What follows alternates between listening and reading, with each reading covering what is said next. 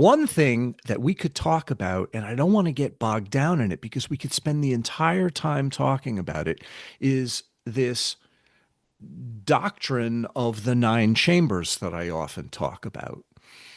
And I'm curious how you would frame that or what you would want to talk about in relation to it. But when we're talking about clarifying the root of Keter so that an essential transparency is cultivated and the light of Ein Sof can shine through unobscured and unobstructed through the lower nine sphirot.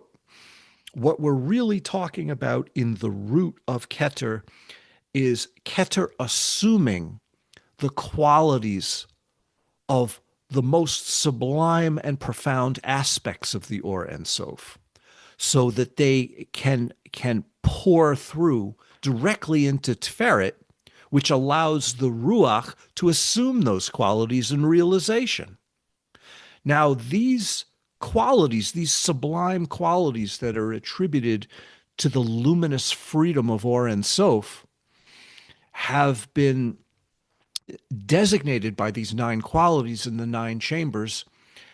And the only way to do that is through the direct penetration of reality itself. So it's almost as if the lower nine sphirot have to rise to Keter.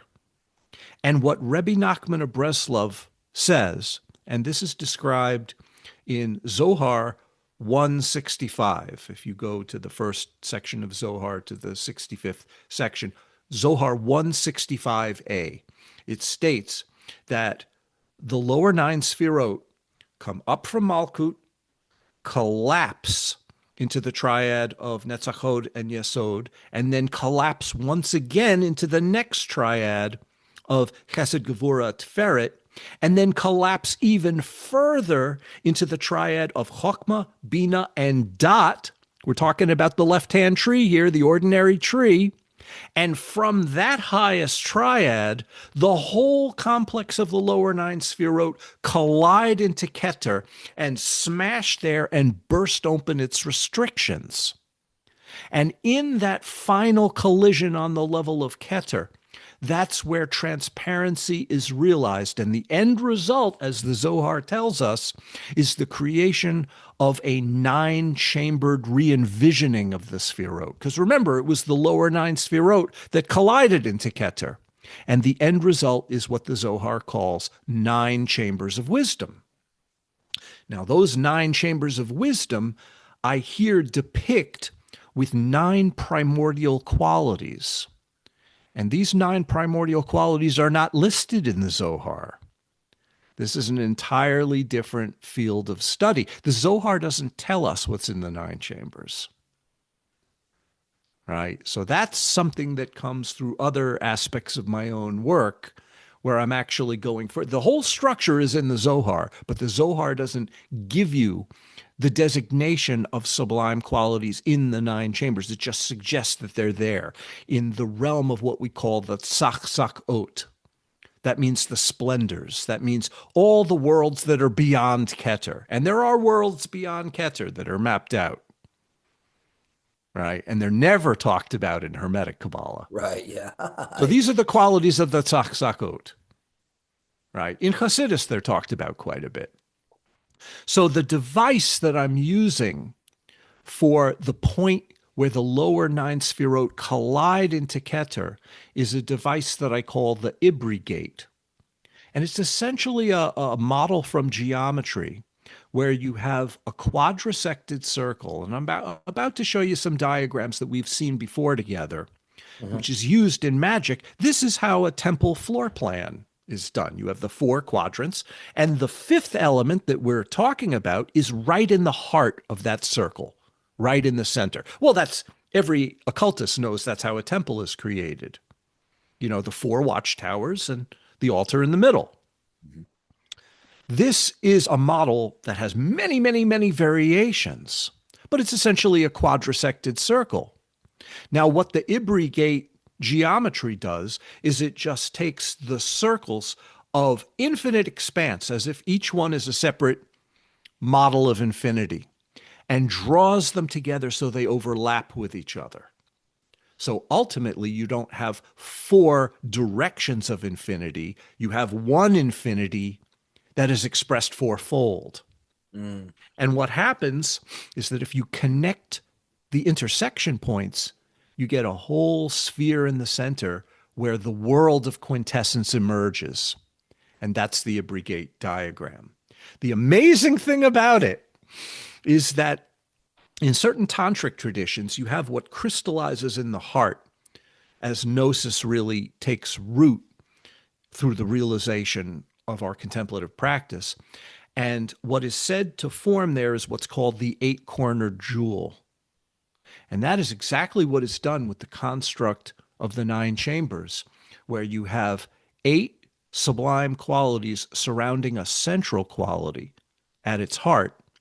And that's what you have when the four circles intersect with each other. They designate not only the four cardinal directions, but the points between the cardinal directions. And there are, of course, eight of them. So you have a model of transparency here representing Keter, where you have the eight-cornered jewel, or the eight qualities of the nine chambers, surrounding their central quality.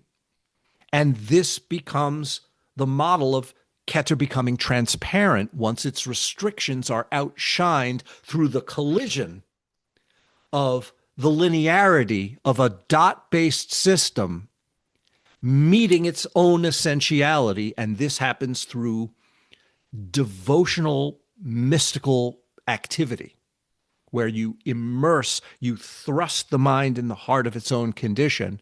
And this is ultimately what emerges through the transparency of that contact. Is this making sense? Yeah, yeah, absolutely. And it's very relevant also again to theurgic Neoplatonism, which would essentially, if I'm understanding this correctly, would take these primordial qualities and view them as the forms, right? Which is perfect, with the Platonic forms, I should say, which is perfect because at the root, these Platonic forms correspond to number, and they believe that there were only nine numbers, and that and the 10th is another monad. It's a way of grouping those original, unique, single-digit numbers, which are the 1 through 9, which form from which everything is formed. Then these are anthropomorphized, right, in order to work with them, because the mind often needs an image, as we were talking before, anthropomorphized as deities that have ontological chains in the exact way you're talking about it, the linearity. We orient this linearity vertically. We see that on the tree of life as well. But Mm-hmm. in Neoplatonism, and the job of the theurgist is to ascend that ontological chain to the point where we have a union with the form. So it's very similar. It's not a perfect fit, but and we'll see how you elaborate the system even further. It could bring a lot more insight. But I would say, this is and then that central quality we would consider generically in Platonism the agathon, the good.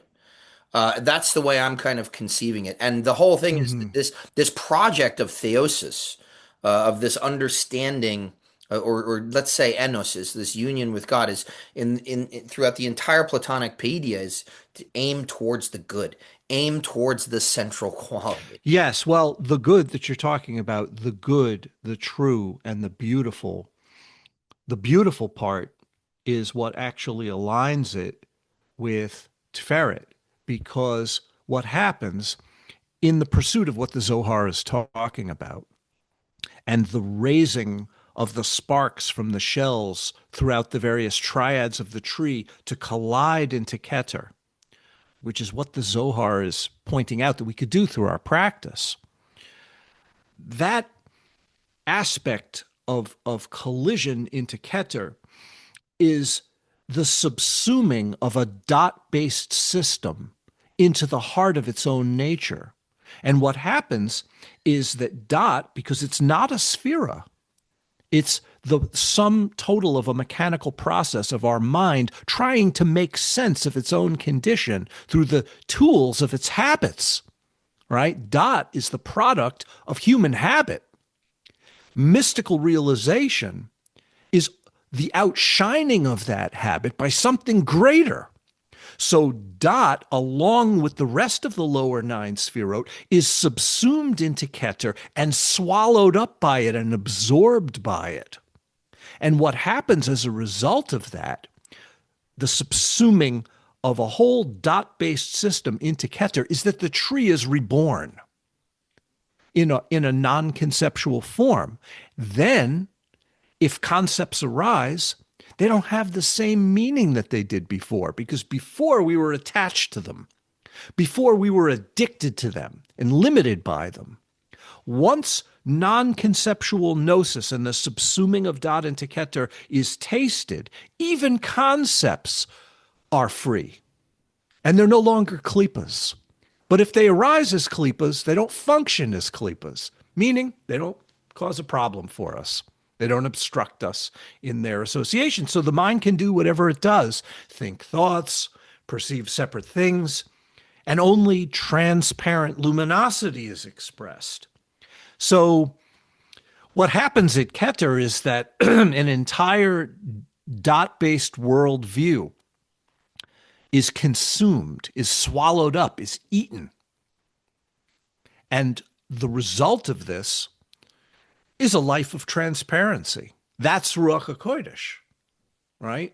So what I'm representing here with this device of the geometry of the ibrigate, where the qualities of the nine chambers are expressed, it really cuts to the heart of a totally different understanding of space. And this is where we go back to the ether, because the conventional understanding of substances and dimensions and times is that space is a vacuum and life moves inside of it, as if life was separate from the space in which it moves. Just like we think that we were born into a world that is objectively real, and we move around subjectively inside of it, and the subjective and the objective portions are separate from each other, right? That's a dualistic set of habits that human beings are born with. That's a dot-based system.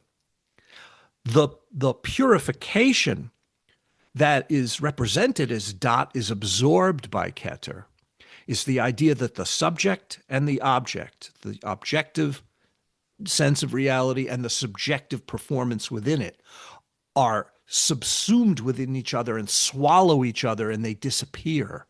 And that's gnosis. Gnosis is when the thinker and that which is thought about, the perceiver and the perceived, no longer have a distinction from each other. Doesn't mean they don't arise seemingly separate, but we're not fooled by it. Right? So the collision of dot into Keter is really like an ultimately profound moment where that fifth element that you talk about is perfectly realized and expressed through all things. And this is something that has to change what space means to us and shifts the model of Bina from a Saturnian model of restriction and limitation to, like I said before, the lamp of darkness, the botzina de cardenuta, which is a mangled Aramaic phrase in the Zohar. It's not even Hebrew. Sounds good. Yeah, it does. So let's go to the next image.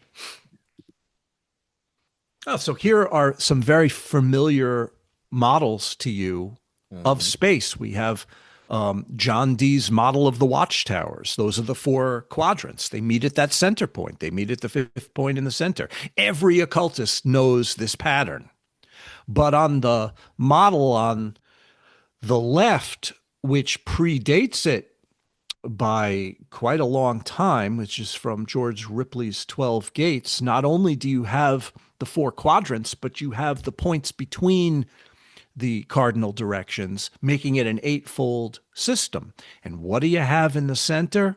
You have four circles from the cardinal directions touching each other, being drawn together to a single point. Now that's the basis of the ibrigate, right there. That's actually a model of what happens at Keter as the linear conception of space collapses. That's a pretty important point to note, that what the Zohar says about how in a dot-based tree, how life force rises up from level to level to level, ultimately it collides into Keter and creates a collapse. Well, that collapse is being represented by that central point here in this diagram. So let's go even further to the next image here. Okay. The model of the ibrigate, I don't want to spend too much time on it because, it's very complex, but in the seal on the lower left-hand side of the screen, you have a quadrisected circle that in the bounds of its axis lines, you could draw another circle, right? So you could make a circle within a circle, absolute and relative, right? That's basically the pattern that we're talking about. When the contact points between the axis lines are traced together, you have an eightfold series of designations and a center point in the middle, which is the ninth. That essentially is the composite of the nine chambers. And that's what crystallizes into the form that is known in Kabbalah as the Aspiclaria. That's the philosopher's stone. That's the stone that crystallizes in the heart when gnosis starts to gain enough momentum that it becomes continuous. And that's what the practitioner strives for. And that happens when the world loses its fragmentary disruptions. Is that what And you call stable realization? You've yeah, used the term. Okay. yeah, that's stable gnosis. Okay. Something that I can't talk about from firsthand experience because I haven't realized stable gnosis. I lapse into habit Hmm. as a practitioner. Same. Yeah. When people make claims like that for themselves, you have to be really careful with them. Run. Yeah, yeah, I agree. However, what we're talking about crystallizing here is nothing other than the ether of life, right? That's what's actually crystallizing. But it only crystallizes when it's realized in clarity, like the Fountain of Wisdom suggests. It has to be whitened on the level of Keter and ultimately clarified. So gnosis is a result of a level of primordial clarity that can't be fabricated by the mind. It can't be faked. It can't be invented. It's not a byproduct of our experience or our city powers or anything like that. It's the essential quality that is uncreated. It's already there. The obscuring is our psychology moving it around, moving the winds of the minds around to mask it or cloud it. If we were able to tame the mind's obscuring tendencies, that clarity would be self-evident. It's already the nature of things. It's not something that has to be invented in that sense. It's the natural clarity of Or and Sof, and it crystallizes in the heart. Yeah, and that it's so relevant to everything we're talking about, obviously, but this is the difference between, I think, you use the term gnosis. I think when you talk about these concepts to a lot of people, they'll nod their head, yes. But it's like we're not talking about an intellectual or theoretical understanding of this stuff necessarily. Some being the end result. It's not a theoretical, but it completely renovates a worldview by. There's also this idea, right, especially among occultists who love all this stuff, this idea that if I can accumulate enough, I will then be able to have spiritual insight. When in reality, I think that the situation is the reverse. That spirit, this kind of insight is the shining through of this pure quality to a lesser or greater extent, and therefore the removal of that which we have accrued, the divestiture of all this information, a lot of times. So I don't know that if that's exactly, if that fits neatly into what you're talking about. Yes, it does. Yes, it fits extremely beautifully into what I'm talking about because you're setting the stage for making the biggest point that a person can make in this area, which is that the nature of our own awareness is the light of Ein Sof and is primordially perfect. And the realization of pure awareness as the Or Ein Sof totally resolves this split between a subject and an object. So, how do we realize this? Well, before the mind starts modifying its conceptualizations, at the first sudden instance of perception, which is all the time, we get an opportunity. And contemplation is just intersecting the pure presence of being at the first instance of perception, which is always, it's not a moment in time, it's continually happening. But before the mind starts making a mess of it, we intersect. And that moment where time and space and concept and duality shatters in the collision, at that first instance of perception, this is what I call the lightning flash. And generally, a practitioner can strive to realize reality in this perfectly clear way, and it only lasts a split second. But in that split second, you get a taste of that luminous clarity, which is infinitely expansive. And that's contemplation. The deeper you go, the more momentum and resonance that taste and the series of tastes have. And if you don't reduce it to a mode of experience, if you don't dumb it down into an event that you can then conceptualize about, it grows. And the deeper you go and the longer you do it, the more the clarity starts to render phenomena transparent. And the more that that happens, the more, lo and behold, you become a practitioner. And some people have a talent for it. Other people sit there and conceptualize about it. Most people don't care at all. Yeah. But I for the, yeah, I well no, I want you to finish your thought and then I'll make a comment. well, how do you do this in a way that can fit in to your life and your practice? Well, I'd say both formal and informal practices of meditation prepare you to live this way. And ultimately, this is not a contrived practice. Ultimately, this is a way to live your life where you're honoring the natural primordial clarity that is the dark luminosity of Ein Sof, which is your own awareness. Now, many people will harbor dualistic tendencies from a theistic point of view to think that Ein Sof is so far above us and so untouchable that it couldn't possibly be the essence of my own mind. Right? When people think that Ein Sof is so far above them that they don't even consider inviting it through their own consciousness, they're setting up a separation, which is most certainly an abyss. And I'm arguing against that. Mm. Yeah,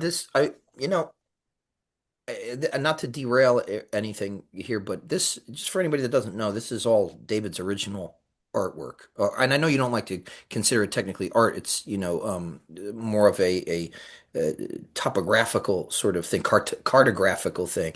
Yeah. But this is an incredible image. This is unbelievable. The beauty and the detail. And I did notice something, and my Hebrew's not great, but the letters oriented vertically. Does this say Eheye Ain? Yeah, it's a final nun. It's not a vav. People think Right. that that's a vav. It's a final nun.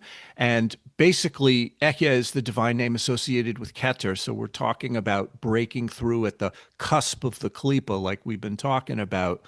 Yeah. And what is realized is the disruption of thingness, where Right. mental constructs are reified. Right, because that would hey, yeah, I mean, right, wouldn't that translate into like I am nothing or something like that? Um, well, I wouldn't exactly say I am Hmm. nothing because I am is a reification of being. True. So if True. there is truly nothingness, there is no I am. Mm-hmm. However, the I am is a necessary starting point because right now we express consciousness. And what does consciousness do? Consciousness, which is the epistemological aspect, asserts a state of being, Hmm. right? The epistemological aspect of consciousness asserts an ontological state of being. That's what I meant to say. So you have an Hmm. epistemological aspect that's consciousness, you have an ontological aspect, which is the state of being. The sum total of it has a presence, Hmm. the presence of beingness. That is self aware. I am. That's the aspect of Keter that we operate within. When you raise the life force, like we're talking about, to collide into Keter, you disrupt the assertion of consciousness as the presence of being into that which can't be reified into an I am anymore because it's free, it's open, it's clear, it's nothingness, it's no thingness. And the I am is most definitely a thing in that sense. So this is where you transcend the monad. Mm. And that is self luminous, meaning it glows of its own nature. And that self generated luminosity is the or of Or and Sof. And Mhm. that is your own awareness. Mhm. That's essentially conscious. However, if you think about it, what would awareness do if it wasn't conceptualizing about something? Well, nothing. The mind reels to contemplate that. Well, it would be nothing because Yeah. there's no thing there to conceptualize. Right. So awareness in its purest form as the Or and Sof is a nothingness, not in the sense of like a vacuum or a void, because it's an infinite fullness of pure possibility that is so replete with fullness that it can't be reduced to anything in particular. Right. And that is where the monad collapses. Mhm. When the mind realizes that the essence of its own awareness is Or and Sof. Mhm. And that's literally when dot is subsumed into Keter and Yeah. all becomes transparency. Yeah. And we would have, well, you see it in some of the Neoplatonic writings, this way of describing what is beyond the monad, right? Because they wouldn't. Parmenides settled the argument finally to me, and Plato then supports it. There cannot be any such thing as non-being, right? That was the whole thing, was like him trying to figure out being and non-being. It's like it can't that be, non-being can't actually exist. There's only being. But what do we call what is beyond the monad? And what is discussed in later aspects of the tradition. They have to they can't call it nothing, but they refer to it obliquely as the one, which is not. Right. It's you know That's the headless head. exactly. Oh, there you go. That's Yeah. perfect. Yeah. That's the headless aspect of the highest aspect of Keter, which is headless. Wow. But what you're talking about here is really my definition of magic. Magic is phenomena arising once both the dichotomy of being and non being are outshined. Then everything's magical. Reality itself is pure magic at that point. You don't have to do anything special. It's already like that right now. However, we're conceptualizing about it so tightly that our claustrophobia obscures it. Our myopic vision obscures it.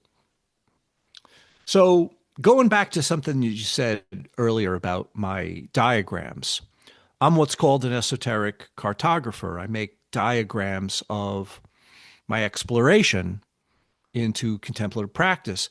And the reason why I don't call it artwork is because these are sort of byproducts of a practice that has a very different goal than art usually does. I mean, I don't want to get into a whole critique of what art does in contemporary society at this point in history because it ain't pretty.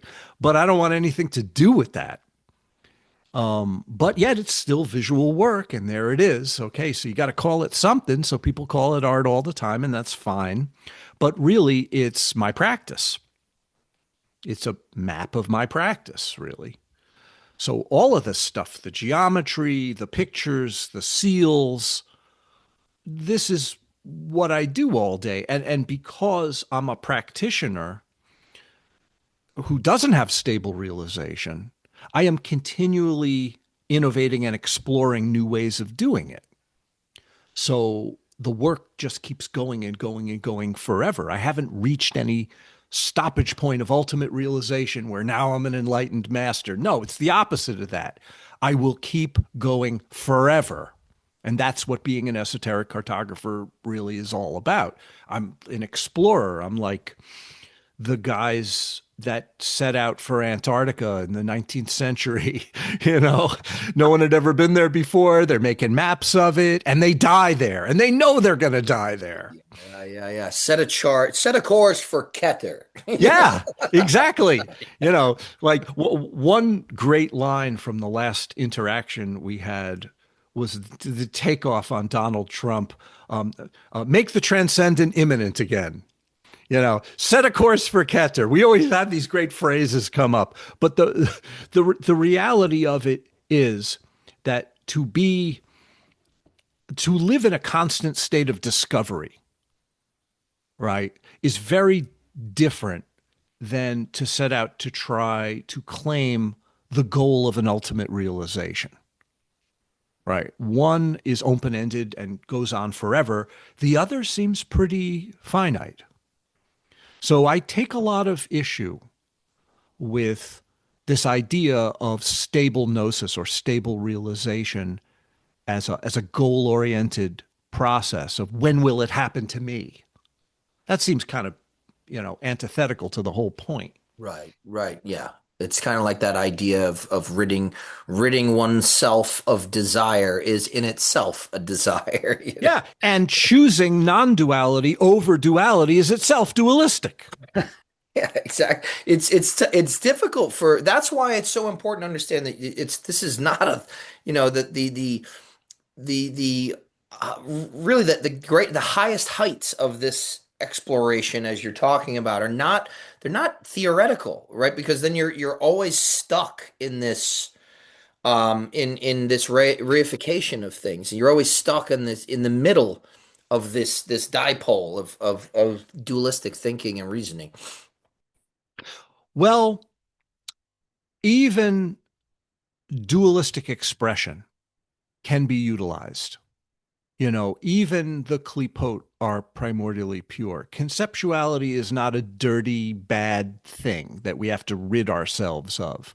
If we make inquiry deep enough that transparency can be cultivated, we can think, and thoughts have new meaning. Thoughts can be reborn. The whole point is the rebirthing of reality.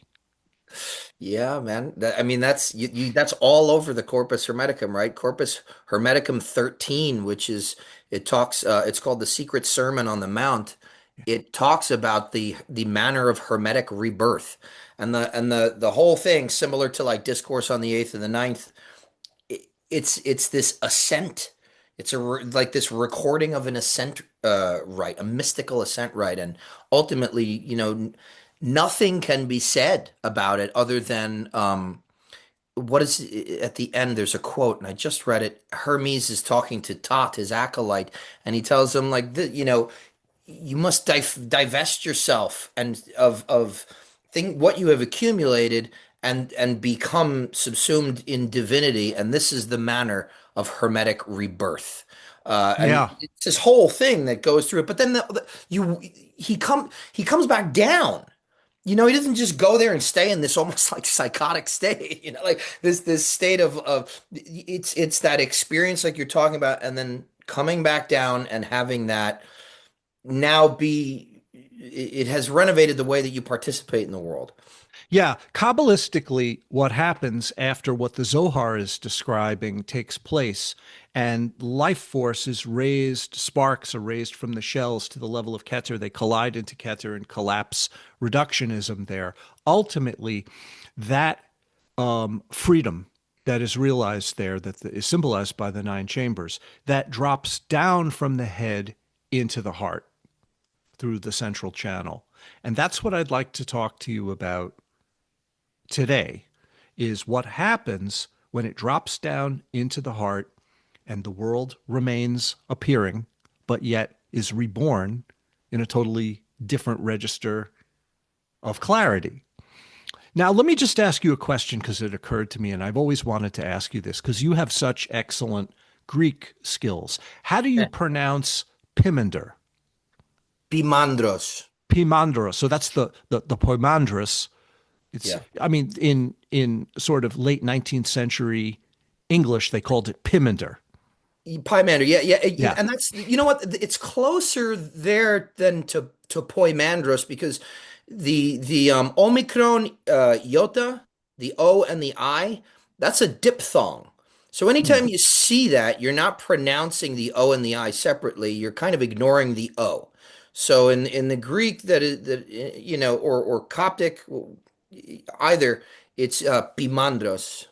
Poimandros. Well, that's actually one thing I want to get into with you later on at some future time, is the vision of Poimandros revealing the Hermetic vision in the first chapter of Corpus Hermeticum, Oh, yeah. in the structural way, where you have water and earth descending, air and fire ascending, and the word hovering between them. That place of the word hovering between them would be the Ruach Elohim in the Kabbalistic system.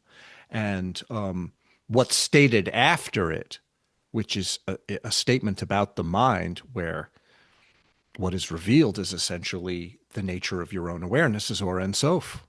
I mean, they basically say it outright. The Yeah. nature of God is your own mind. I mean, come on. Yeah. That's as blatant as you could possibly get. So obviously, that's of intense interest to us and to our work. Well, and what's interesting too is there's this it's they're inextricably tied, and this will bring us back to I guess maybe the etheric components or but even linguistically, like Walter Hanegraaff, the great professor of Hermetic currents, he talks about how there's even a sort of etymological root or but the two ideas are inextricably linked. You have nous, right, which is mind. That's what Pimandros claims to be. He says, "I am nous." And I am mind, and I know all things. I know everything about you. But there's also that nous is tied to this concept of light. They're bound together. This idea. I mean, you could reduce, and I think it may say it somewhere in the Corpus Hermeticum. You could reduce this belief to, and I know we're not trying to go the theistic route necessarily, hard theism or monotheism, whatever. But I think it's a beautiful way of talking about it. Is God is one, and its substance is light, which is interesting. Well, this is where I make a distinction between the term consciousness, which to me adapts to functional states. It becomes the functions of the mind in perceiving and the creation of experience. So consciousness becomes active in perception. And I draw a distinction between that term and pure awareness, which is undifferentiated and absolutely pure. And although it inhabits consciousness, consciousness is its subset. Consciousness is a term for the functioning of awareness, but pure awareness in and of itself is chokmah, is pure wisdom, is the pure luminosity of the Or Ein Sof, and is essentially, in the most primordial term, light. That's so interesting, actually. Like you got my mind going in a million different directions right now because the idea. I'm not going to pull us too far off the tangent here, but just to give you an idea of like where my mind's going with this, obviously from where I stand in my researches in the tradition is the divine Sophia. And Yeah. this Well, idea, well, right, that that's exactly what I was just going to talk about. We got to go wisdom. back to Bina to make this distinction.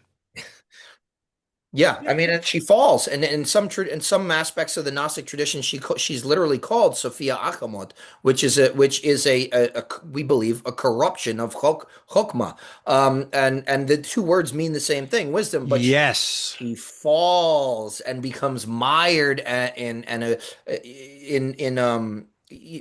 the realm of generation outside of the pleroma, which represents the movement through or into this abyss of dot. Well, when the expanse of Bina is producing thoughts and perceptions that are characterized conceptually as separate from each other, you have Bina representing that Saturnian function of limitation. And that is the domain of consciousness in this sense. But when Bina is realized in the primordial and pristine essential manner, what is glimpsed is not the Saturnian function of limitation anymore, but the lamp of darkness that I spoke about earlier. And that is no longer enmired in the vicissitudes of consciousness. That is pure awareness. And the expanse of that pure awareness is infinitely open and vast and infinite. So this is why Bina has to be approached as a point on the tree where a tremendous shift takes place between constriction and limitation and freedom. And that freedom is luminous and clear in nature, just like the Corpus Hermeticum tells us. Yeah, that's incredible. That's incredible. One And thing, remember, Bina and Sophia, obviously we're talking about the same thing here. So that's why I had to interject that. yeah, no, it's just this is the beautiful meeting grounds here when we do these sessions of I learned so much um, about how this stuff relates to practice.